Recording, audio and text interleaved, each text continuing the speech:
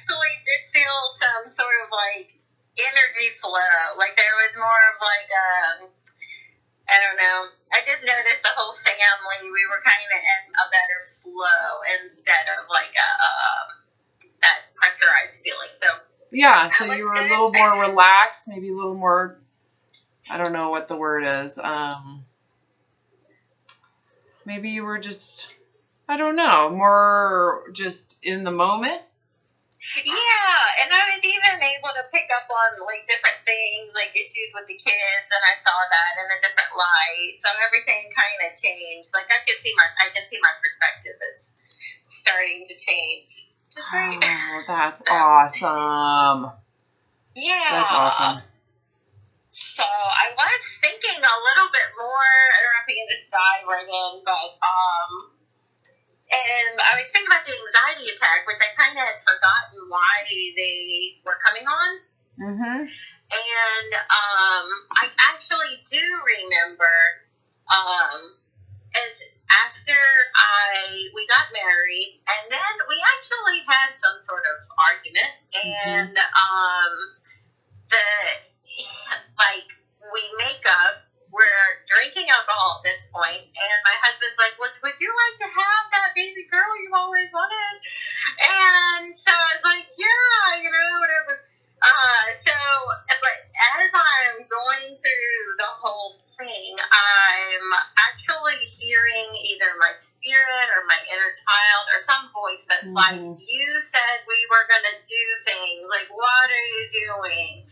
And I remember just really kind of going into like a meltdown mode after that. Like that was especially when I started noticing the that anxiety, suffocation, and just kind of breakdown. I wasn't sure what I was doing, and then I also felt like I just had no voice. Like I just and my inner child or my spirit or whatever, it was like you never like. You don't speak for yourself. It's like you have no voice. Yeah, so it's almost like I know exactly the feeling. I felt that way growing up myself, especially like big decisions like that are long-term, long-lasting, life-altering decisions. Right. And so you didn't know how to say no. Right. And I think I definitely have had that problem. So not. And I almost remembered after that, like, there was, like, when I kind of reflected on it, almost like being that child who, maybe even 2 years old, like, doesn't like the ice cream or something, and, like, nobody can understand, like, what I was trying to say. Like, I almost got that frustration of not being able to communicate that that's what I didn't want that. Like, that was sort of another image that kind of popped in my head. I was like, I don't know, but that was sort of kind well, of, these are moments you weren't necessarily, you never really had a voice. There's no voice, right? What's that? You don't have a voice. There's no. Yeah, I always wanted a girl, and I think my husband actually thought he was like doing something nice. But I had been telling him for a while that I was really ready to try to focus, and with the drinking, and I just didn't think properly, and so I definitely went into a bit of a meltdown mode after that, with just not knowing, which way to go. And well, did you feel that you had to do what someone else wanted you to do in order to maintain the relationship? Did you feel pressure? And it may not have necessarily have been them. It could have just been the fact that you thought, this is what I have to do. It's kind of like having a really opinionated, family, or where if you don't do what they're giving you an opinion about, there's clear judgment against you. I definitely grew up that way. That's how I grew up too. Yeah. And it wasn't I just didn't feel that my parents really knew that's what was going on. They didn't really know that's how I was taking it. That might not have actually been their intention. Right? Yeah, but it's like, here's what... It was definitely like they were loud and opinionated and just kind of... Yeah. Yeah. really. Yeah, we're right. That's wrong. And so if Yeah. you had any alternative thought about it, you're just a wrong, bad person. So, and then, Yeah. so you end up doing what they think is right, which can conflict with your own truth. Yeah, and I almost felt that for me is like having another child would almost be easy. Like that would keep me where I was, is where actually doing something new would actually be to go out and do something different. So I was ready to kind of just really think about it. God, I'm so glad you really have kind of thought down into this since our consult. Yeah, I definitely have had a lot of different little things that have kind of come together. So, so yeah, because I was thinking too, as I'm spending all this time in like my own creativity and getting to know myself more, and I did a lot of like, I like to sew. I was kind of like sewing clothes, or then I got into like the whole, like, I'm going to weave something that I'm going to wear. And so my inner self, and I'm just going to say it's probably my inner child, but I'm not 100% sure. It's like dreadlocks would look just awesome, like that would just be great. And I even did at some point like dreadlock my hair. I thought it was fun. But I can see like my mother's disapproving look of, what's wrong with her kind of look. And I just can't, like, that's where I kind of have this big stuckness. Yeah, well, there's the fun in you that's like, this is my life. I want to have fun with this. This is what I want to do. And then there's the other aspect of the brain washing or programming. That is, you're not allowed to do those things because those things are inferior or dumb or bad or they're right. Why? But really think about that. Why are we judging people who are different? What's wrong with those dreadlocks? What's wrong with that? Yeah, because then I kind of recently, I decided I would get off the diet, and I kind of actually consulted like my inner child, and my inner child's like, well, I feel like I'm just not grounded anymore, and I don't want to do the diet, and I'm like, well, if that's what you don't want to do, okay.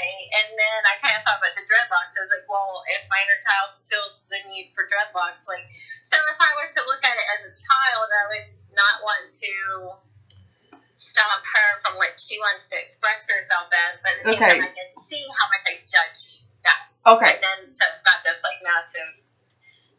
like I'm doing something wrong. Okay, so one thing I want you to think about isn't necessarily this desire. I want you to ask yourself why, because the context for why you want dreadlocks is going to tell us a lot. So so what is the appeal? What's the appeal to it? Yeah, well, I think because I was like making my own clothes at that point, I was like, well, they would just look really cool. Like, I'm like complete the whole outfit. Like, okay, so you had a fiber fanatic, and my hair is like poking fiber. I'm like, yeah, that's awesome, and I think that would be a lot of fun. So, yeah. So it had to do with the look that you were visualizing.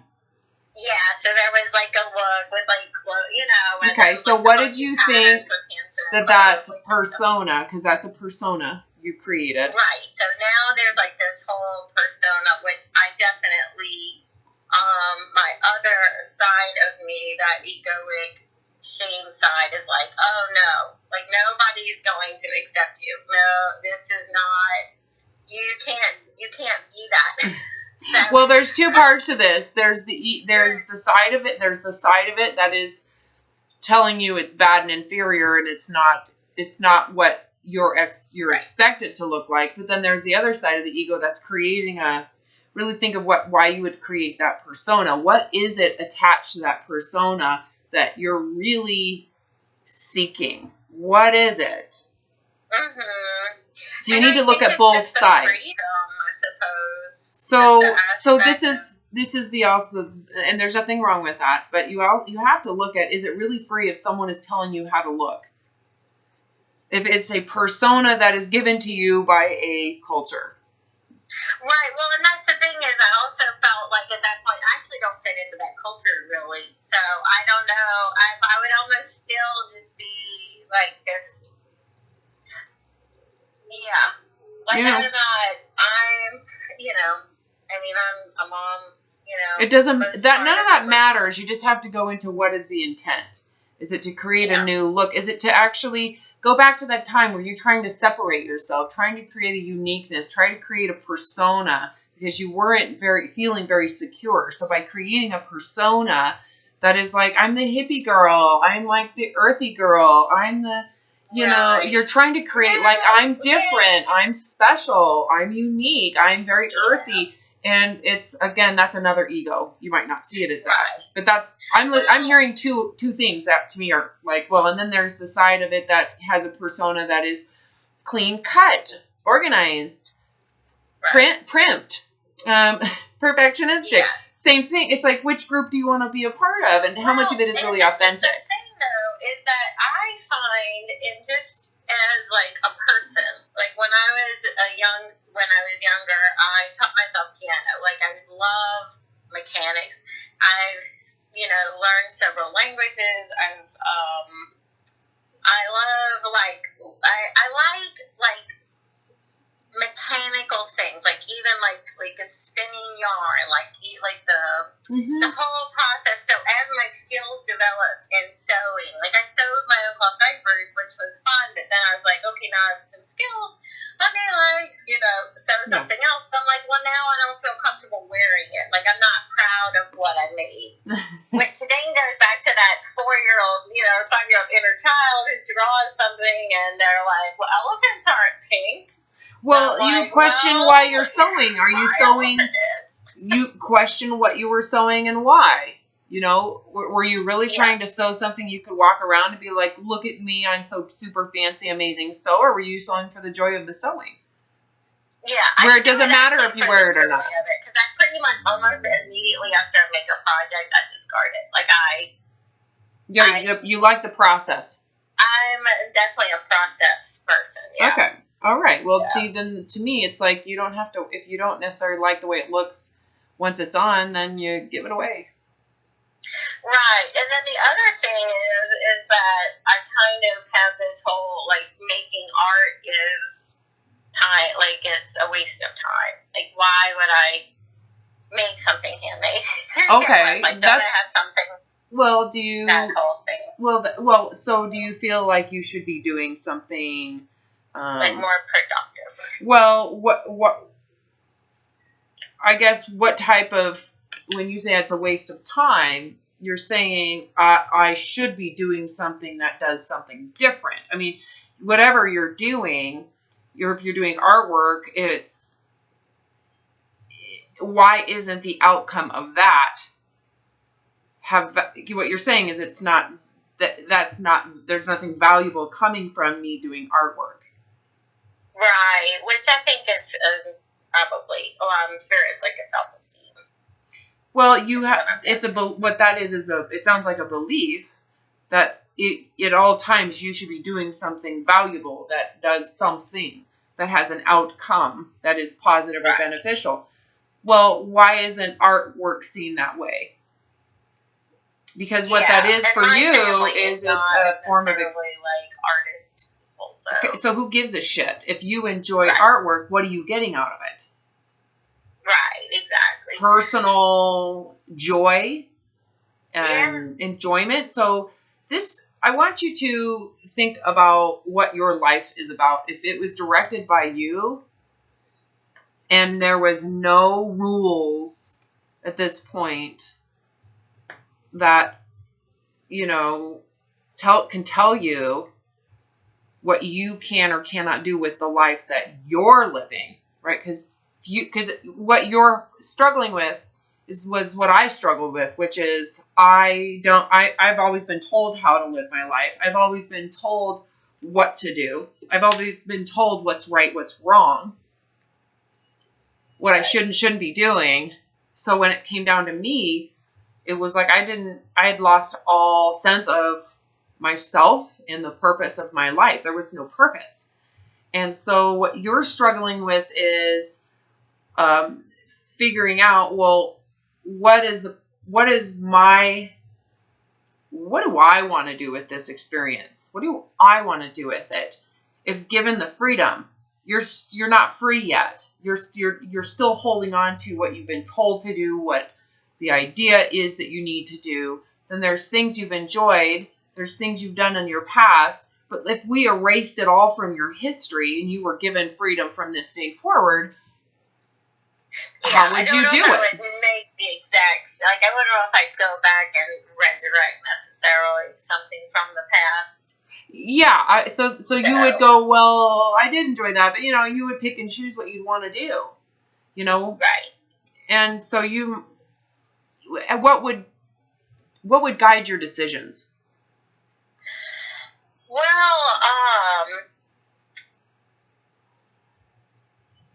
I mean, I guess a couple different things, but yeah, I would just decide what I was interested in next. Like what? Okay, well, let's start there. Let's start with like foundational stuff. Okay, let's just start your foundation of this lifetime.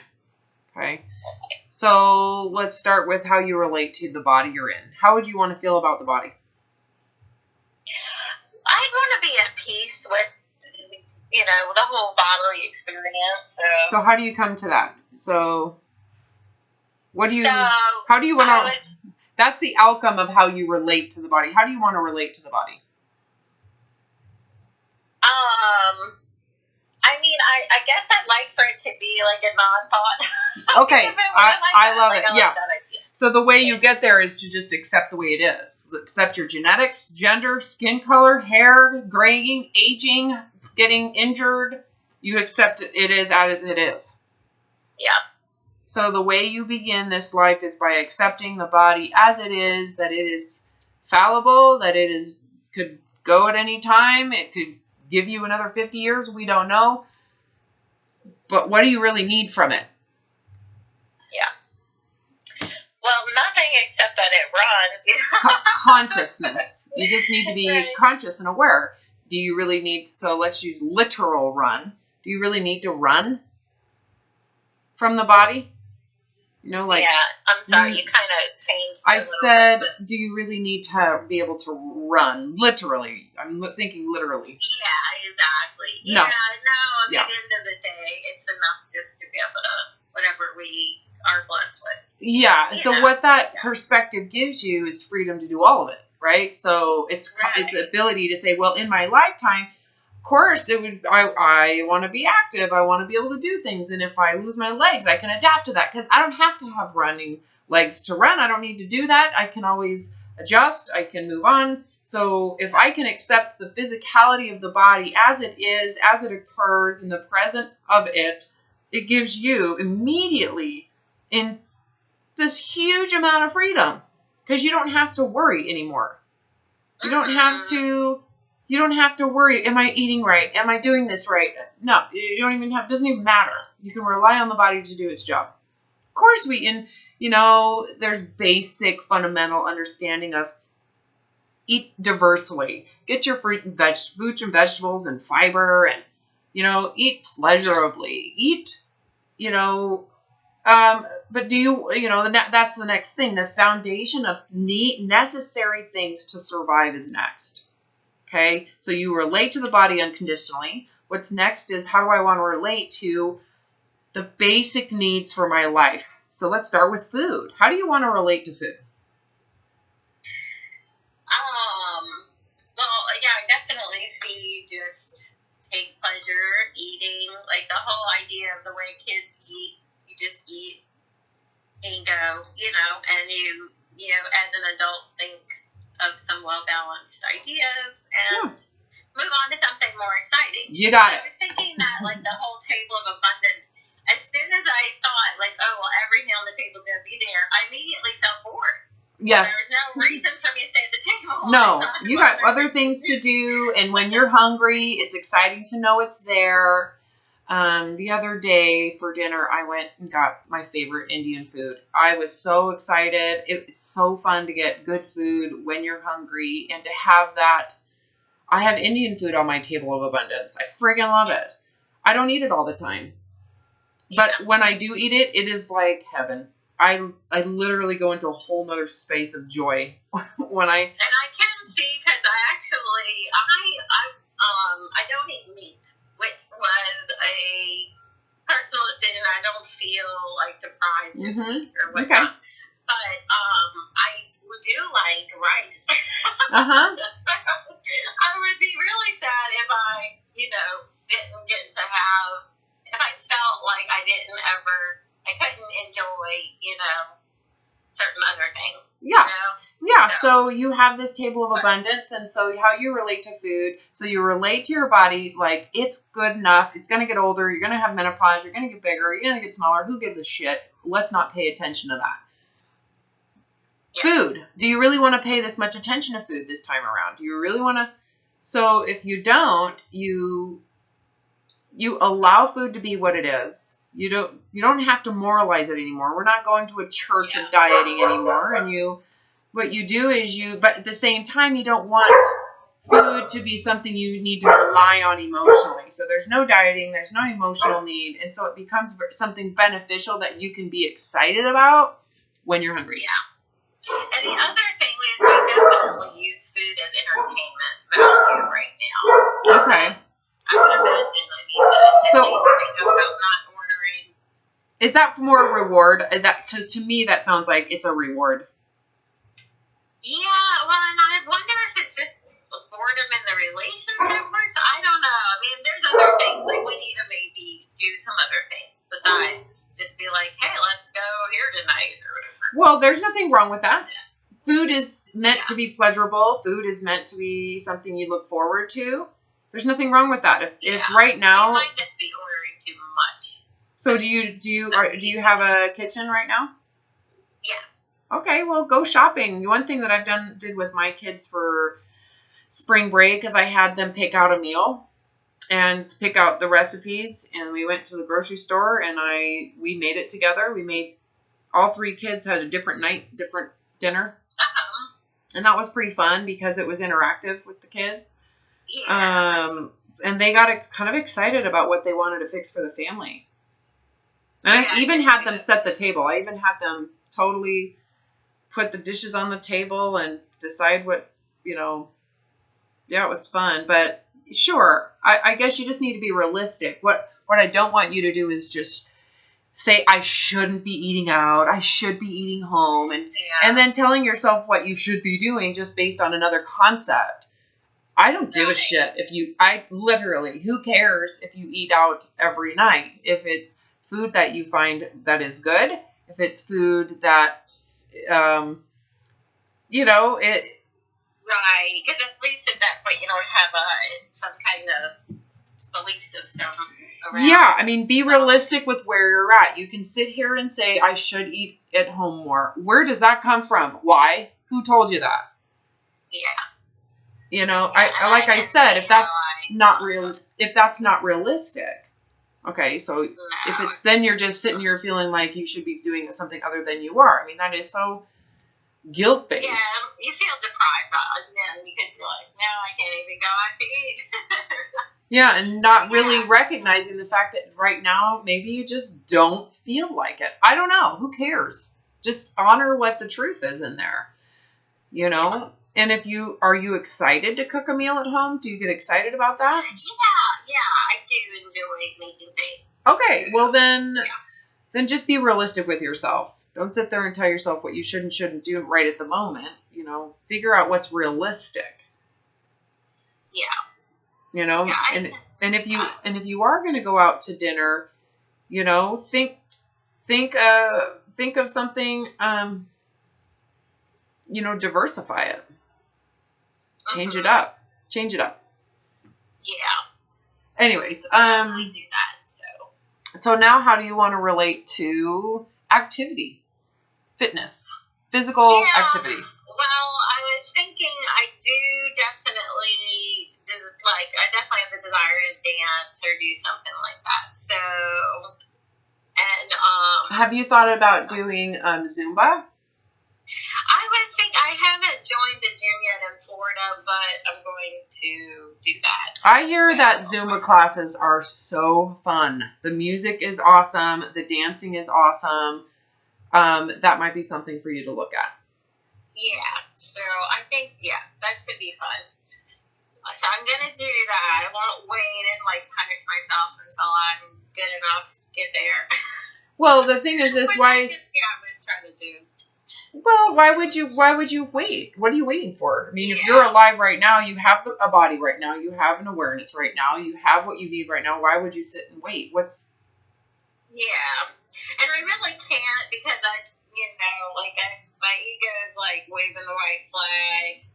And I can feel that inner child be like, please just step aside. Step aside. Yeah. And, so I'm like, okay. Well, so how is it going to feel to just start living? Without having to meet some condition first. Basically what we're saying is it's time for you to take hold of the life that you have and start using it, living it. And you're going to do it where you're at today.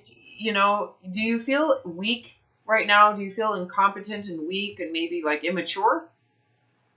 I feel a little bit like that, a little bit like some of the things that I like. I kind of like Friends of the Friends, my idea system. And, You're what? A little bit, just kind of on the Friends. I love, esoteric, I love, alchemical stuff. I like the whole, I don't know. Well, and I'm Sagittarius. I've got that sort of mind, fire in the mind. I love chewing on ideas. And in fact, that was one thing I enjoyed about this weekend was I actually felt like my brain had food to chew.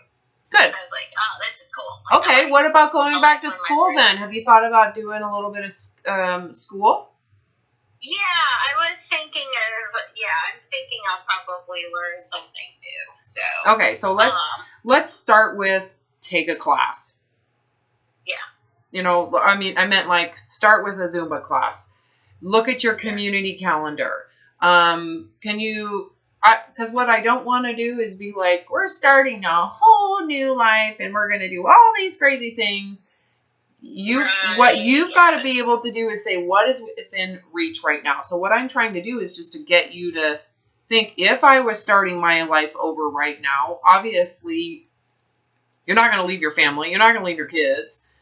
You have what you have. How can you work within this? Because the goal here isn't that you have to change your environment. That you change the things that you've been doing untruthfully, that you've been doing egoically, but you don't necessarily have to change everything. You don't have to throw the baby out with the bathwater. So when I started over, I had to make the decision, do I want to stay married to my husband that I had eloped with? Do I really want to stay with him? Because I have to honor the truth within me. If I really don't love him and I'm only with him because I felt obligated, then I have to honor myself and let him know and end this and be okay with facing other people's opinion about me being a failure, being a loser, people thinking, oh, we knew they couldn't do it. I had to face all of that in humility. And fortunately for me, I really love this person. I'm still married to him today, but at the time, it was a very vulnerable thing to face in my heart because I knew if the answer was no, I had to face all of that. If the answer was yes, I love him, I still feel the urge to leave. I had to leave. So I lived away from my husband for over a year, knowing that if I need to leave and go back, across the country to take care of myself, he might abandon me. So I might not be saying I'm done with you, but I have to be okay with the fact that I might not be right for him anymore as I evolve into truth. As I become truthful with my heart, live in the truth of whatever that is, he might not like it anymore. Because before, I was weak, fragile, and easily adaptable to him. I gave up a full-ride scholarship, moved across the country because of him, not because of me. I felt obligated. Right. I had married him. Yeah. You see what I'm saying? And that, remember that feeling you were like telling me about? Like every time it was almost like I was doing things that just went against my truth. Well, and it was really interesting because we've been through quite a bit, but after like we got married and I actually had left for a little bit, and I was like, I am different. I don't know how to do sound like I'm different thing. And he was sort of like, I don't like it either, because like I kind of the whole like. For me personally, just the whole, like, I'm going to work to keep up the Joneses. I'm going to live in this, like, manicured neighborhood. And he kind of held on to that from his past. Anyway, we both end up on a trip to Sedona, and he's like, I don't like it either. Mm-hmm. Like, okay. So we've definitely gotten closer as far as, he's kind of like, I'm not really that interested. Like, that was my own ideas of what I felt like I had to do, too. And so we kind of both are, I would say we're both on this journey together a bit. Oh, I love it. As like, yeah, that commitment. So what? So you go through in your life, and you've got to really ask yourself, how many things am I committed to, or that I'm doing that are just I'm doing them because my mom. I don't want her to. I'm doing it because of this, because of that, because of this. Because I've always believed that's what I'm supposed to do. For me, another question was, would I be in the same religion that I was raised in?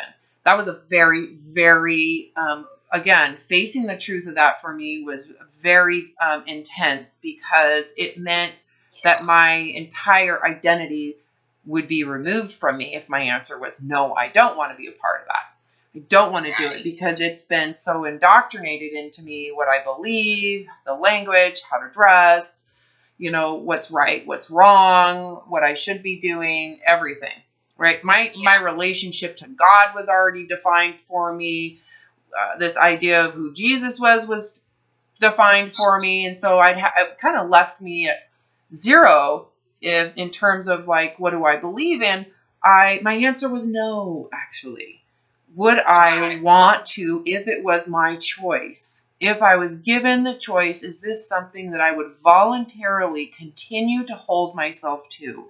And my answer was so quick and so intense. It came to me in such a there was no question. The answer is no. I do not want to do this anymore. It is not working for me.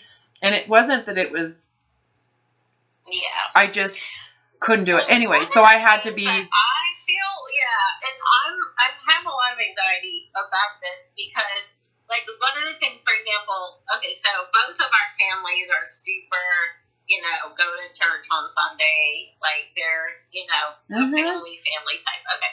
And through the years, like, my husband has come to be more supportive of, like, my sort of different ideas, whatever.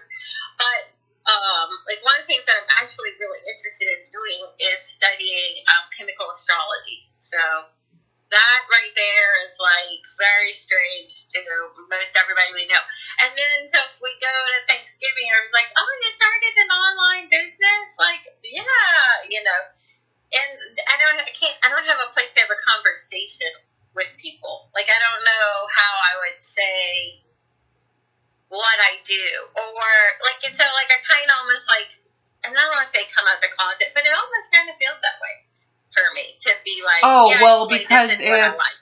Okay, so describe it. Are you doing like tarot cards or just reading back birthdays? Basically, it's like alchemy, sort of like chemistry, like how like one energy will overpower or change another, like transmutation, basically. So the zodiac is like a transmutation circle instead of the same. It's a little different than like regular astrology, but it kind of follows along the same lines. But it's a little different.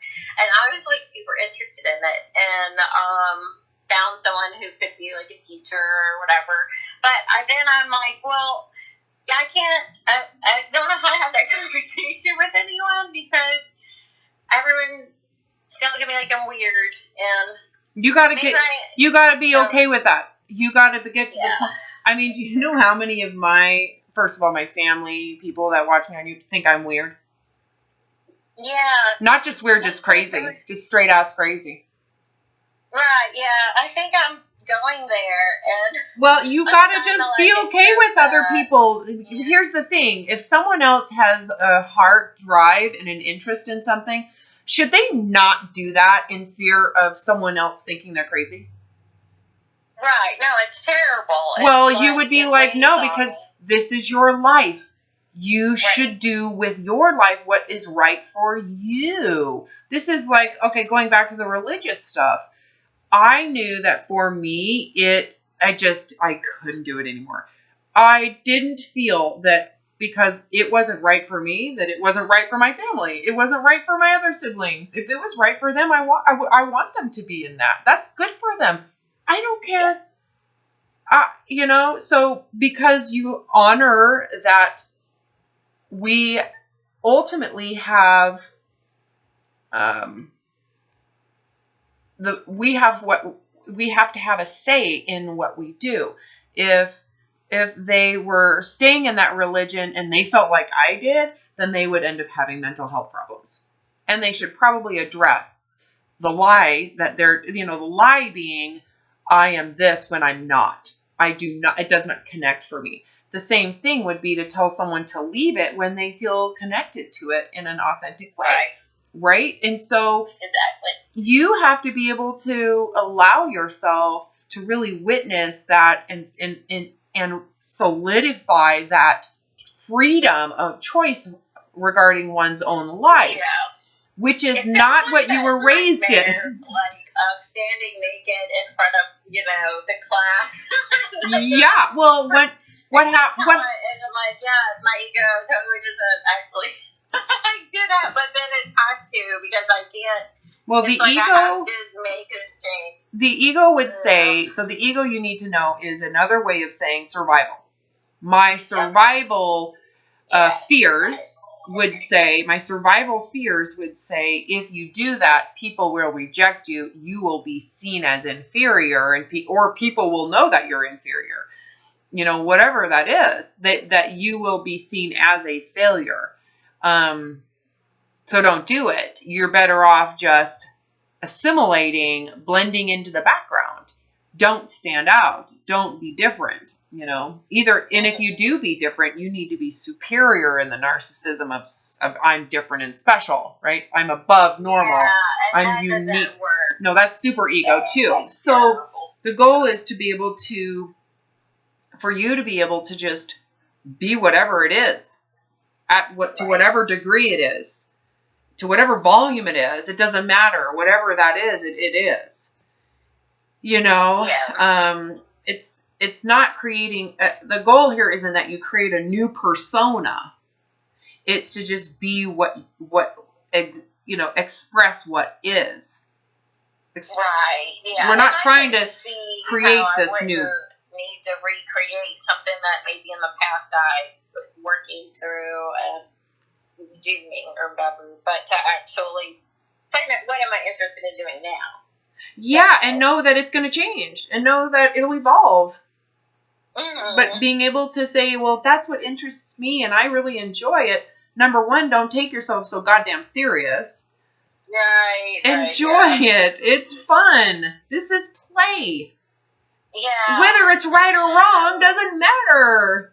Yeah. This is how I feel. Like a kid stuck being like, nobody's going to like me. Well, so what you have to get rid of is people liking you. You have to surrender people liking you.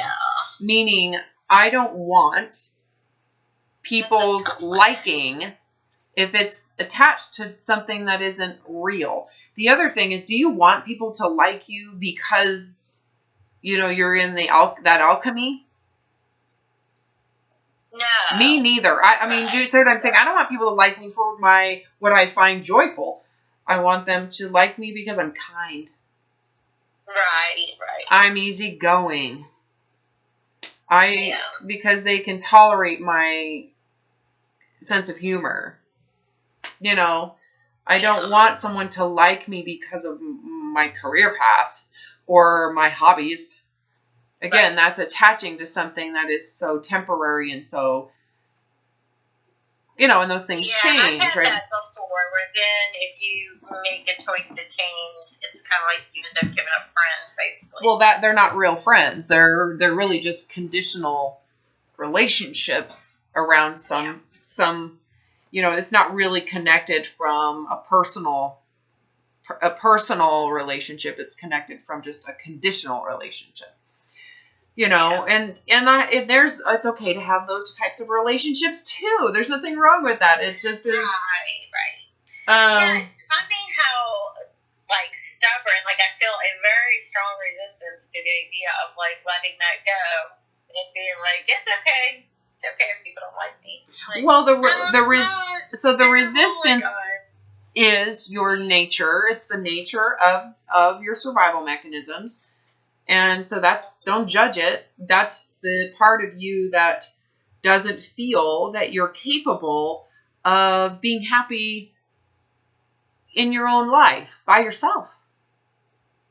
So there's a belief there that exists that is, I will be happy with other people's approval. Right. When someone approves of me, then I am approvable and I can be happy. So you have to question that. Is this really true? Do you really want someone else to have that power over you feeling good about yourself?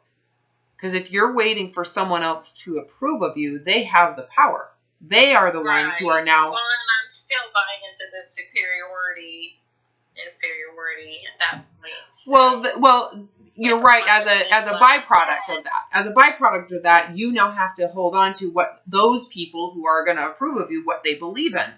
So you have to go in, well, what's right to them, what's wrong to them, and I got to match. Makes sense? So you know what this comes down to is that third hierarchy of need. Did I talk to you about Maslow's hierarchy of needs? No, I have heard you kind of mention it. This is what you're describing. Okay, you're describing the inner sense that we all have as tribal pack animals. We like to, they talk about how we through evolution, we have come to rely heavily on our families and our extended families and small tribes of around 30 people to survive. You're relying on others to help with child care, other women, especially women relying on women to survive. That's why we're so connected with other women emotionally, and why we're so sensitive emotionally, because they are so important to our sense of community and safety, especially with children. Yeah. So that's not the primary survival mechanism. It's like a third in terms of priority. Food, water, air, quality, that's number one. The second is my home, my shelter, healthcare. Do I have proper clothing? Do I have, comfortable bed to sleep in? Do I have a private place to go to the bathroom in? Those are environmental securities. And that's more important than your friendships. Mm-hmm. So the next level would be your friendships, your family. The people that you rely on, that you want to feel connection to, or to have a... And that's also when I sort of question my inner child. I'm like, why can't you be more, quote unquote, normal? Why do you have to want something so French? Can't you, want...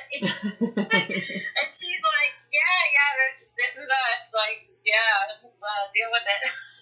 Well, there is something to look. It could be you trying to just find you're compensating. That's a worthy question to look at. Are you compensating?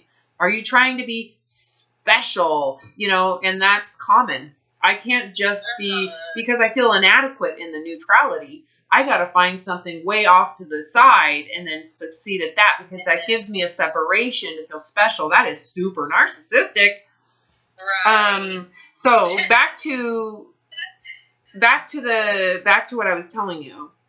This is important. I need you to kind of really soak this in here. because this is what you're going to chew on and think about after this conversation until the next time we talk. That third hierarchy of need is the way that, so our goal is to, our wiring, okay, the wiring in us wants to feel secure, okay, meaning our inner wiring to feel safe and secure is to feel that we are lovable. I am worthy of love and I am lovable.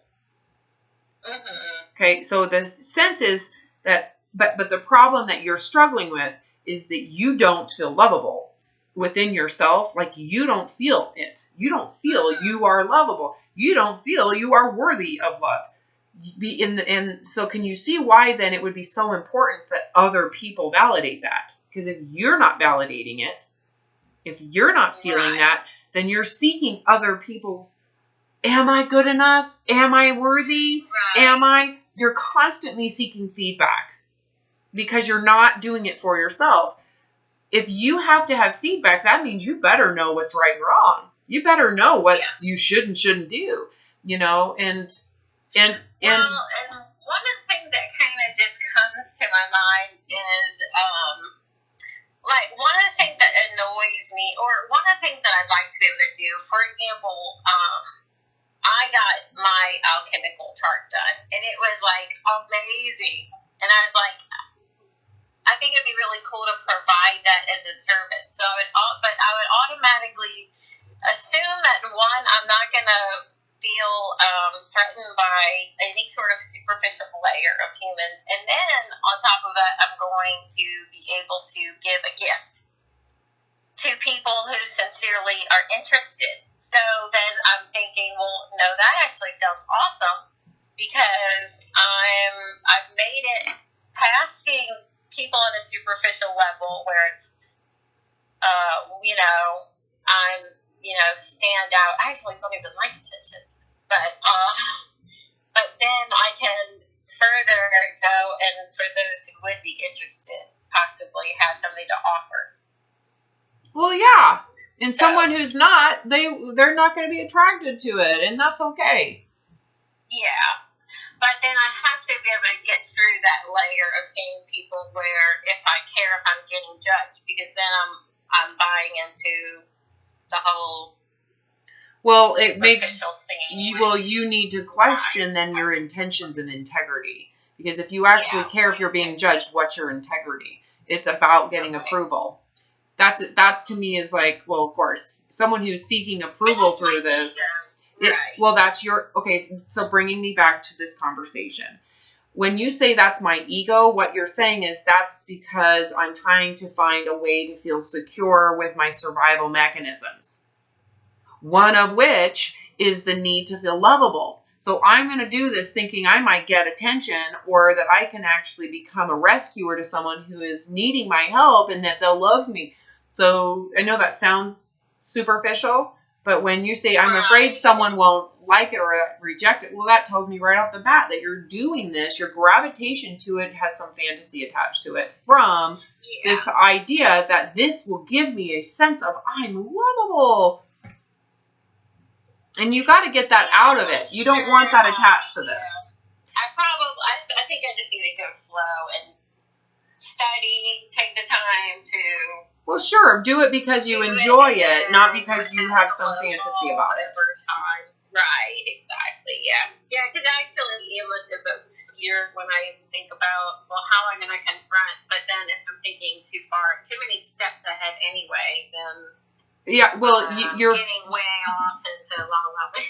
You've already started if you are afraid of someone's opinion. You've got to get to where I do this because I'm interested, and you know what? Whether it's right or wrong doesn't even matter to me. It could be totally wrong, and I'm okay with it too. Yeah. I'm okay even if it's wrong. Because it's entertaining. It's freaking entertainment. That's how you got to see it. Right. It's fascinating. It's fun to think about. Why is so you need to, clearly you're judging it. You are actually judging it. There's something, or it's the belief system in you that's judging it. So you need it. But the again, system in me needs. Well, It needs a wake-up call. Well, you just have to question it. Where does that belief system come from, and is that necessarily true? Are you holding on to some old concept that you don't really want? So when I said to you, I realize I do not want to hold myself to that religious, those boundaries anymore. It was super freeing because I was given this complete and total space to decide, well, what do you believe? What do I feel in my heart? How do I feel about abortion? How do I personally feel about doing something on Sundays, working on Sundays? How do I personally feel about that? How do I feel about listening to music on Sundays? Is listening to music that big of a deal? Do I really care? What if, and I had to tell the truth and actually honor what was in my heart. And again, every time I did that, I was going into the vulnerability of someone judging. Someone's going to judge you from a variety of angles, no matter what you do. And you have to decide, well, if my heart feels this way, that's the truth. It could be wrong, but either way, it's the truth of how I feel. And I'm okay if that means I suck. I'd rather suck in the truth than to lie and to be fake and have a false concept of benefit in my misery of non-reality. So go into I want to go back to this conversation about Maslow's basic hierarchy of needs. Yes. You are suffering from the third hierarchy. You personally do not feel that you are good enough. You don't feel you're lovable. Right.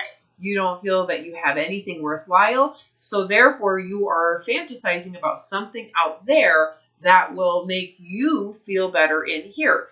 So let's just say you do. Let's say you do this. And you're like, this is who I am now. This is my new, look at me, guys. I am super secure in myself. Well, are you really? Or are you secure in yourself with some condition that you're holding on to? Is this your new religion? Is that what you're trying to do? You have to, don't let yourself do that. No, because then I'll just mess everything up. Exactly. Because if this is something you actually find really fun and entertaining, you're about to ruin it. Right. Because now it's your new religion, and it's your way of saying I'm different. It's like a psychological dreadlocks, if you want to call it that for you. You're onto something new now. Just transferring your insecurity onto a new weapon, a new security blanket, and you got to address the underlying issues before you start moving forward.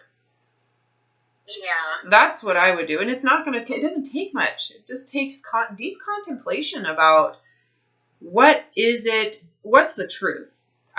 This is foundational and fundamental conversation that every single client I work with has to have with themselves. What is the truth, and can you tell yourself the truth? If you can't tell yourself the truth, how much work are we going to get done? Right.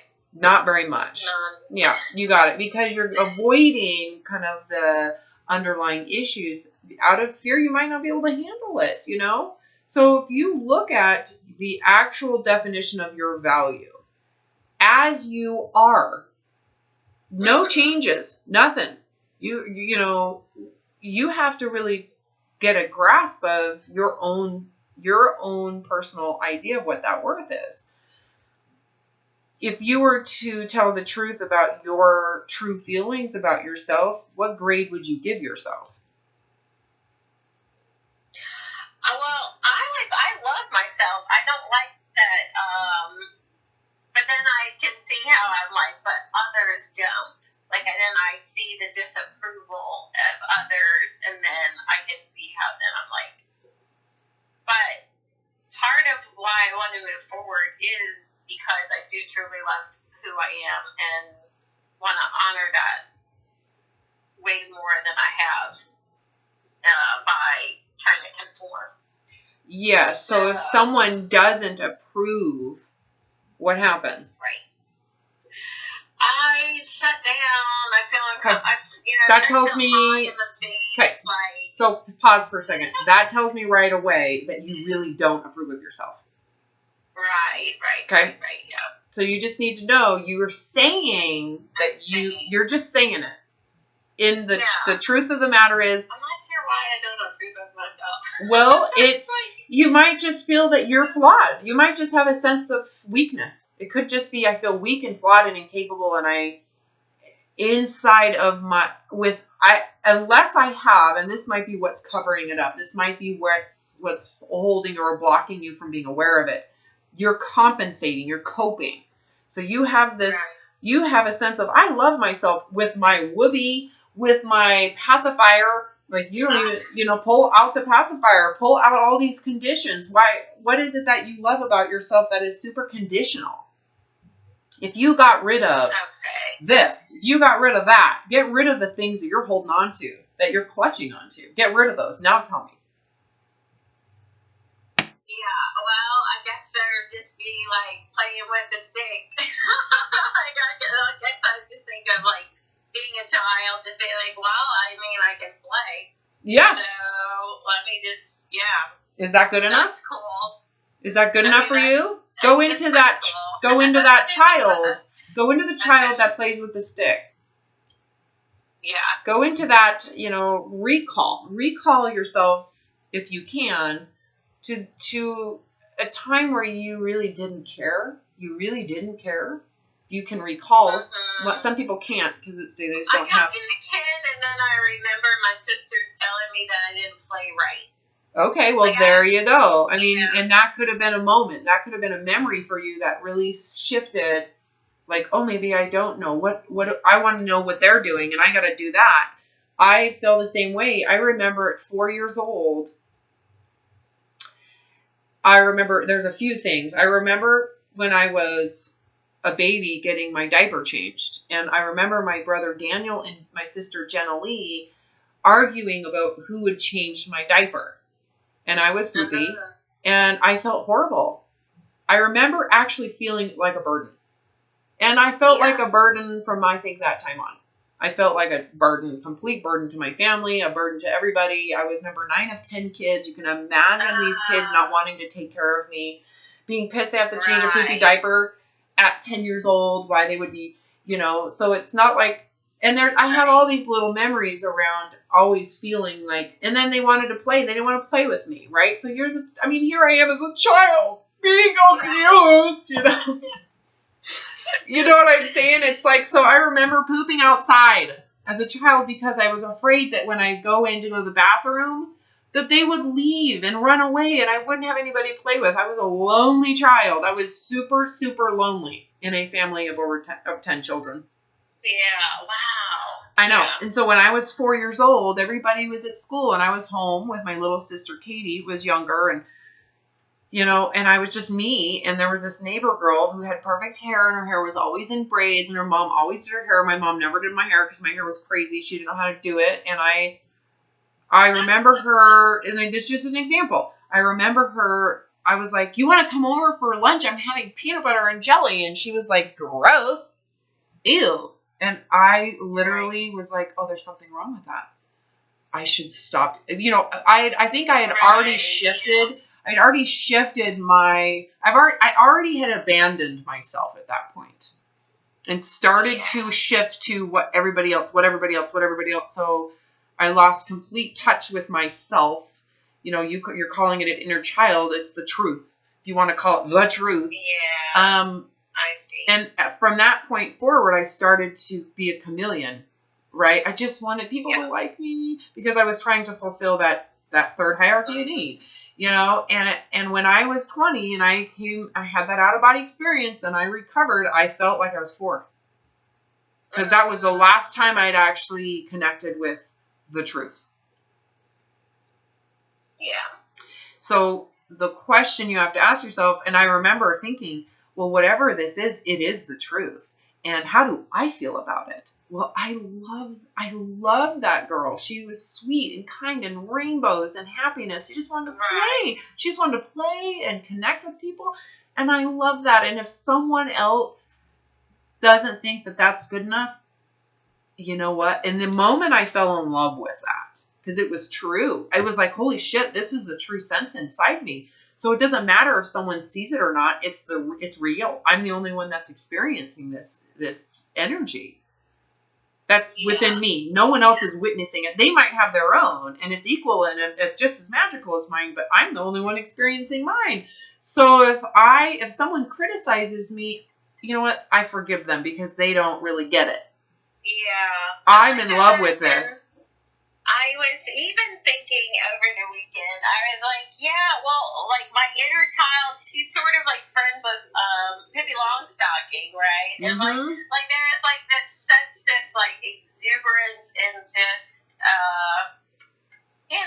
joy or whatever, and like happy, like she's doesn't seem to mind that other people, like she's not even aware of other people necessarily, and so and then I can see how like that energy, that truth would be mad at me. Like, and then that's where if I'm doing dreadlocks or something, I see like she's angry. She's like, you abandoned me like long freaking time ago. Well, you got to ask yourself the question: should someone have to be so radical? No, right. To just feel feel worthy of love. Yeah. Do you really need to go to these extremes of expression to just feel worthy of, to feel love within, to love yourself? I mean, do you really have to go and to completely change your look and change your identity and change your career and change this and change what? Can't you just be normal? And that is the truth.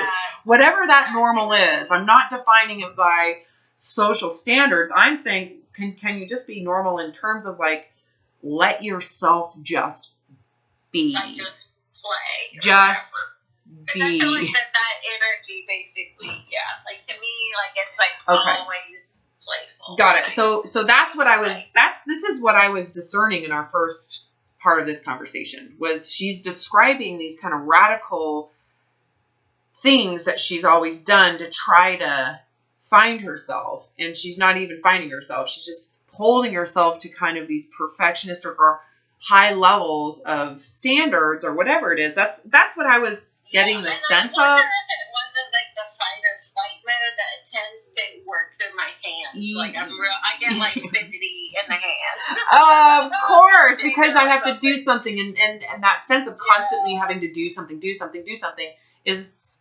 absolutely survival mode, fight or flight. And your shaming of yourself for not doing something is also a sign of pride around doing something, survival mode. So that's the narcissism. Right.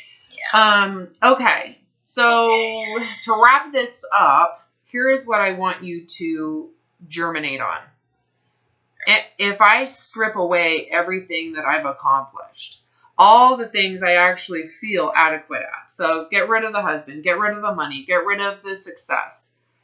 What is real? What's the truth? What's the truth that's in that? The only thing that's truthful. Everything else is just accommodating to society, right? Mm-hmm.